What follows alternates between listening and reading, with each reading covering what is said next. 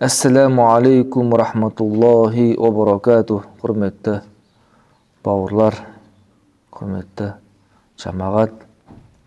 Тіл апатын дәрісімізді ары қарай жалғастырамыз. Бүгінгі кезекті апат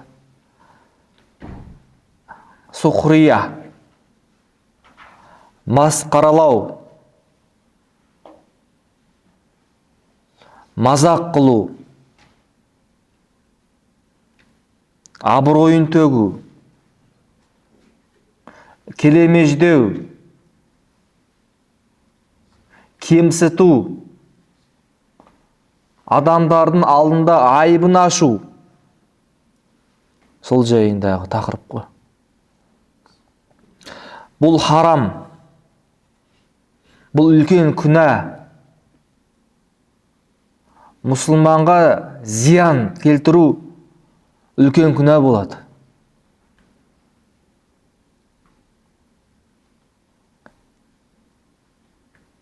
Пайғамбарымыз саллаллаху алейхи уассалам айтады: мұсылманның жаны, абыройы, мал дүниесі бір-біріне харам дейді. Алла субханаху ва тағала Құран кәрімде былай дейді: Астаизу биллах, я айюхаллазина аману, ей иман келтіргендер, ла ясхар қауму мин қаумин, бір қауым бір қауымға келемеждеп масқараламасын дейді. Аса ан якуну хайран минхум, мүмкін сол қауым дейді сіздер масқаралаған, олардан да сендерден де хайырлы болуы мүмкін, жақсы болуы мүмкін дейді да. Уала нисау мин нисаин, әйелдер басқа бір бөтен әйелдерді келемеждеп масқараламасын дейді. Мүмкін ол әйелдер олардан хайырлы дейді, олардан жақсырақ дейді. Яғни масқаралау, біреуді келемеждеп, адамдарды күлдіртіп, ортаның алдында, жамағаттың алдында масқара қылу екен ғой. Бұл үлкен күнә болып саналады. Бізде өкінішке қарай мынау әзілдесеміз да, бірақ ол әзіл емес, ол масқаралау, ол келемеждеу. Кейін кешірім сұрағандай әзіл ғой деп ақталамыз ғой. Әзіл ғой деп айтумен сенің күнәң кешірілмейді. Оның ақына кіріп кеттің сен. Оған шынайы өкініп, өкінгенің оған көрсетіп, білдіртіп, бауырым, мені кешір, Алланың ризалығы үшін, мен қателестім деп мойындау керек. Бауыр, ренжімес, әзіл ғой деп айтамын. Жоқ, әзіл емес, ол масқаралау. Әзіл жайында біз өткен едік. Ол бөлек тақырып, дұрыс па? Пайғамбарымыз саллаллаху алейхи уассалам әзілдескен, бірақ ақиқатты айтқан, ешкімді ренжітпеген, біреуді масқараламаған, және көрмесе өзінің әйелдермен әзілдескен, және кейде өмірдің бір бөлігінде әзілдескен. Әрдайым емес.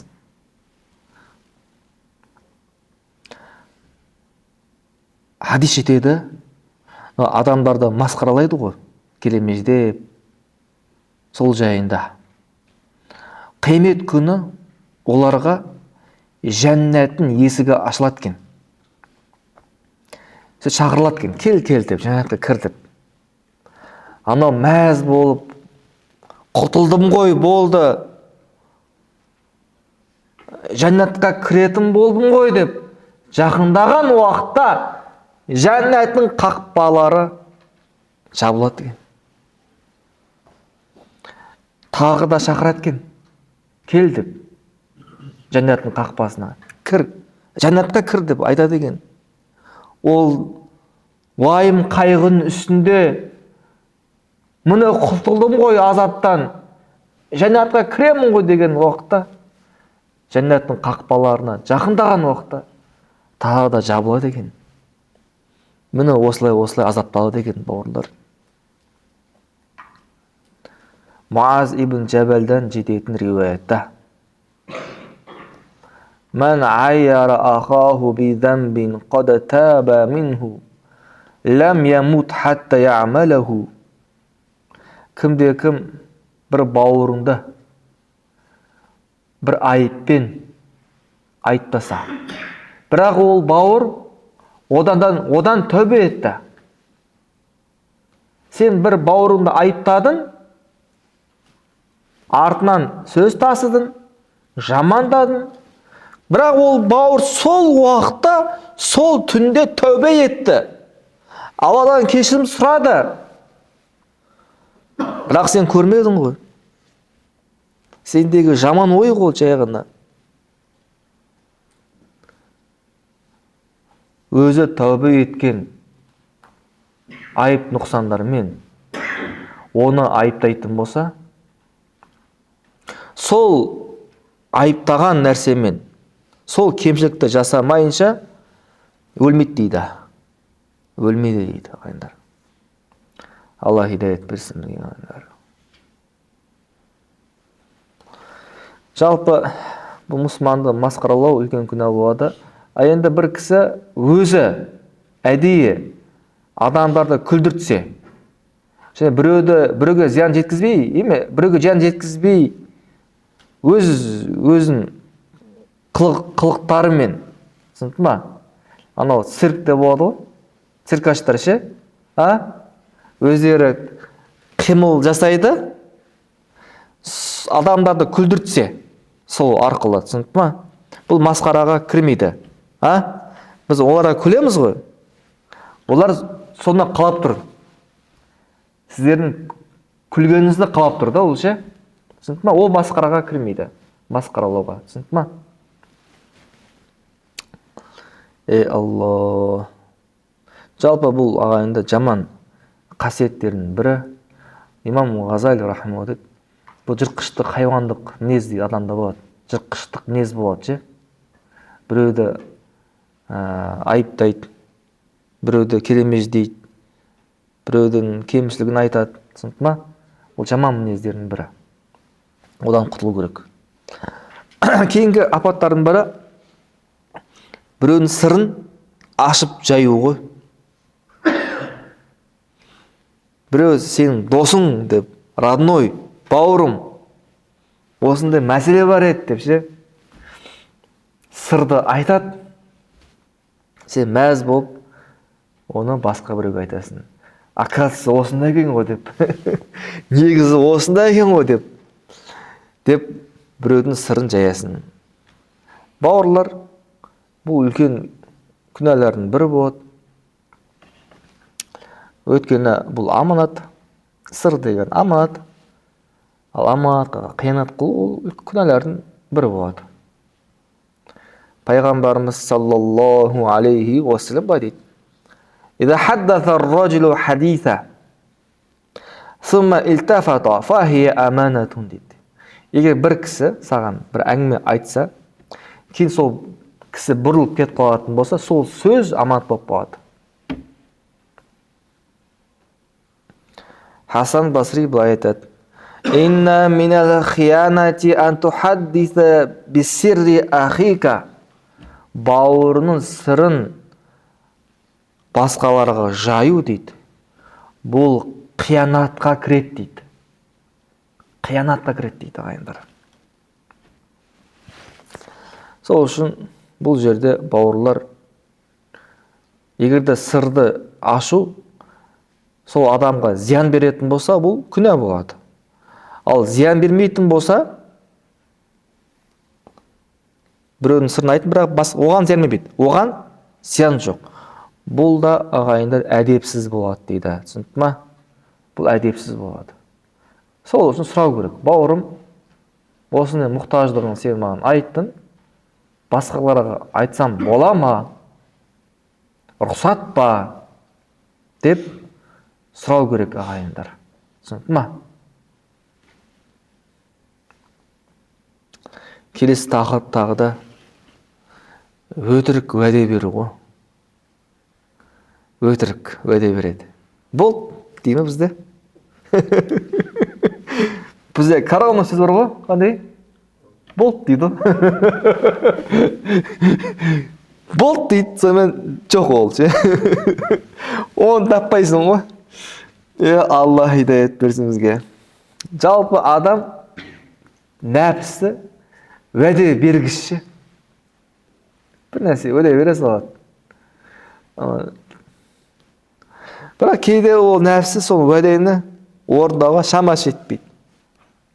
Кейін өкінеді да уәдені бұзады.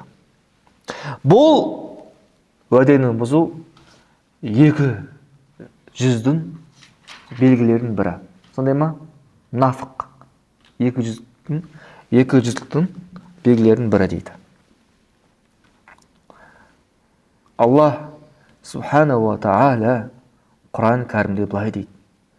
Астаизу биллах, я айюхаллазин аману, иман келтіргендер, ауфу бил уқуды, келіскен нәрсеге толықтай орындаңдар дейді. Біреумен келістің ба? Немесе уәде бердің ба? Онда орындаңдар дейді. Бір хадисте былай дейді. Уәде беру қарыз секілді дейді. Уәде беру не? Қарыз секілді. Сен қарыз болып қалдың. Сен уәде айттың. Алла Субхана ва Та'аля Исмаил алейхиссаламды былай мақтаған екен. Иннаху кана садиқал ва'ди. Расында ол уәдесіне өте бекем болған, уәдесін орындаған, шыншыл. О кана расулан набия. Ол Алланың елшісі, пайғамбары болды дейді. Исмаил алейхиссалам бір кісімен келісті, уәделесті. Бірақ ол кісі келмеді, сол жерде 22 күн күткен екен.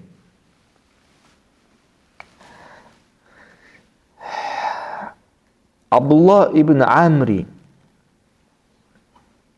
радиаллаху анху жаны алқымға келген уақытта былай айтады ғой. Құрайыштан болған бір кісі менің қызымның қолын сұраған еді. Мен оған бір уәде секілді бір берген едім дейді. Уәде секілді. Уәдеге ұқсас бір сөз берген едім дейді. Аллаға серт. Мен Алламен мұнафықтың 3-тен 1 бөлігімен жоғылғым келмейді дейді да. Яғни уәдемді бұзғым келмейді. Сіздер қасында кісілер куә болыңдар. Мен қызымды сол кісіге тұрмысқа бердім дейді ғой. Қараңдаршы.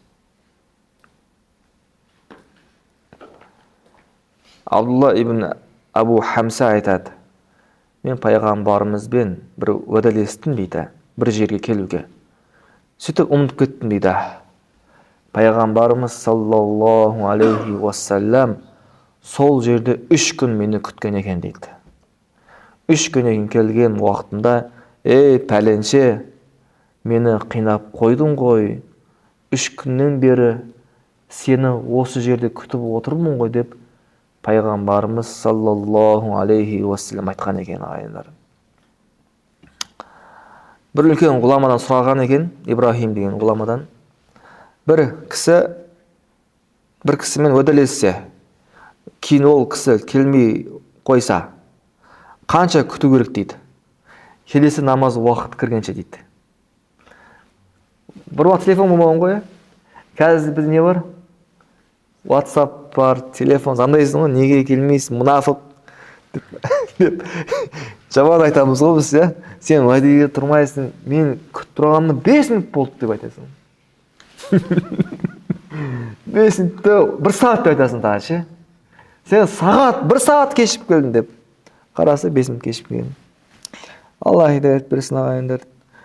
Пайғамбарымыз саллаллаху алейхи уассалам бір кісіге уәде беретін болса, мүмкін инша Аллах деп айтқан, бірақ оны орындау ниетінде айтқан ағайындар.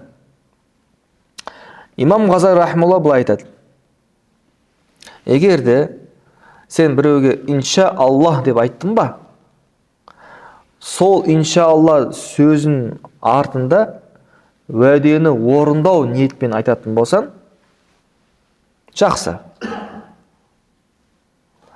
А егерде инша Алла деген сөзді сен жай ғана пайдаландың, пайдаландың, бірақ ниет жүрегінде сен сол істі орындауды қаламайсың, жай ғана үзір қылып айттың, түсіндің ма? Инша Алла деген сөзі не? Былай айтқанда үзір ретінде қашу үшін, түсіндің ма? Сол уәдеден не? Қашу үшін инша Алла деп қойсын, бірақ жүрегіне не? Оны орындамайсың. Ниет бар сізде, инша Алла орындамаймын деген сияқты. Біреу шақырат қонаққа, келесің бе? Инша Алла дейді да, бірақ жүрегіне не бар? Алла бәрін білуші, орындамаймын деген ниеті бар. Бұнда бұл уәдені бұзған болады дейді. Мұнафықтың белгілерінің бірі болады дейді, түсіндің ма? А енді инша Алла деген сөздің ниетінде, орындау ниетінде болса, шын орындаймын, инша Алла орындаймын. Бірақ біз орындаймын дегенде, инша Алла деп айтпайсың ғой бізде. Бұлт дейсің ғой. Бұлт болам дейсің ғой жерде. Дұрыс па? Жоқ. Инша Алла деп айтасың, одан кейін сол ниет қыласың орындауға, ше. Кейін түрлі жағдаймен, түрлі жағдайды болады ғой, үзірлер болады, шын үзірлер да, бірақ өтірік үзірлер емес, түсіндің ма? Шын бір үзір пайда болатын болса, бұл бағана 200-лікке кірмейді, түсіндің ма? Өйткені ол шын ниеті болды орындауға, бірақ себептер шығып қалуы мүмкін, әртүрлі себептер, түсіндің ма?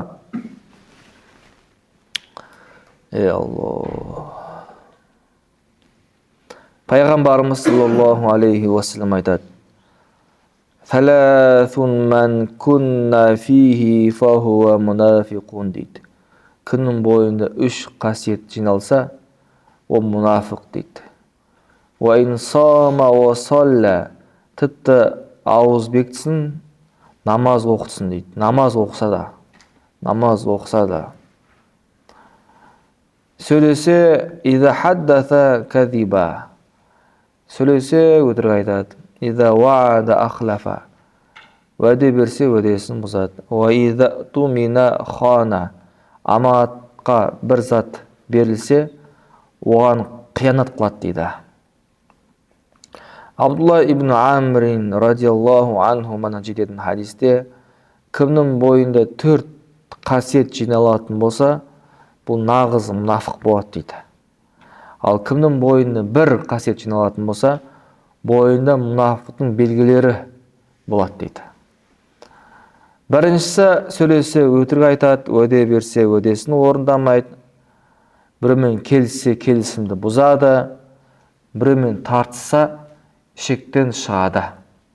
Тартысады, боқтайды, ақиқаттан мойындамайды, сенің айыбын, кемшілігін айта бастайды.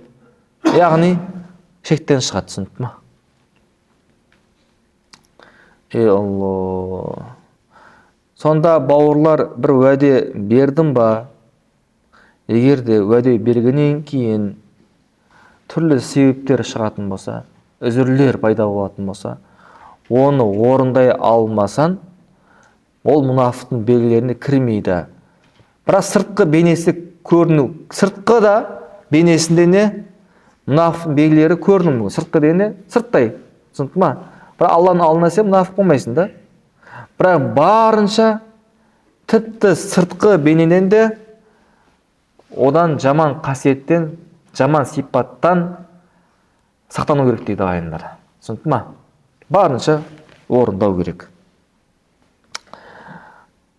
пайғамбарымыз саллаллаху алейхи уассалам Абу Хайсамға бір қызметшіні уәде еткен екен ғой. Қызметші да, құл. Сөйтіп бір олжада 3 құл пайғамбарға Аллахумма салли аля сейдина Мұхаммад олжа беріледі. Ол екеуін басқа кісілерге береді, біреу қалады. Сонда пайғамбарымыздың қызы Фатима радиаллаху анха пайғамбарымызға келеді, айтады: менің қолым жарылып кетті дейді. Нанды өзім жауамын, анау бидайды дерменге салып ұн қыламын, қолым жарылып кетті, мазөл шығып кетті дейді. Маған қызметші бересіз ба дейді ғой. Сонда пайғамбарымыз саллаллаху алейхи уассалам: мен Абу Хайсамға уәде беріп қойған едім дейді ғой. Сөйтіп Абу Хайсамға не? Қызметшіні береді. Көріңіз бе ағайындар. Өзінің туған қызына не берместен уәде еткен кісіге сол қызметшіні береді. Пайғамбарымыз саллаллаху алейхи уассалам Хунайн соғысынан кейін бір олжаны бөледі ғой. Сонда бір кісі келеді: ей Алланың елшісі, сіз маған бір уәде берген едіңіз ғой, бір олжа берін депті. Сонда Алланың елшісі: сұраға, не сұрайсың дейді ғой. Не сұрайсың дейді. Сұрағанын берем дейді.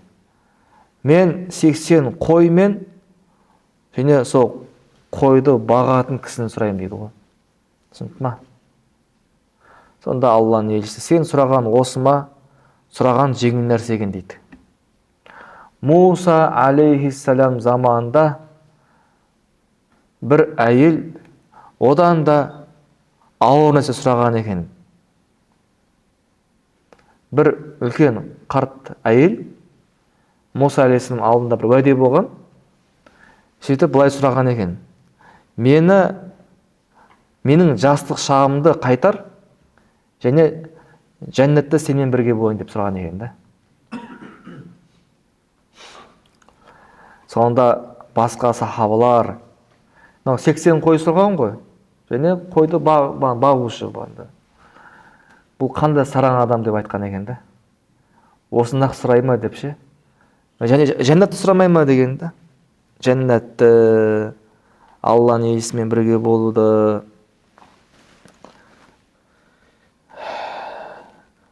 Сондай екен ағайындар. Міне өтірік уәде беру, ол да не? Күнәлардың бірі. Барынша уәдеге берік болу керек. Барынша. Кейінгі сабақтарымыздың бірі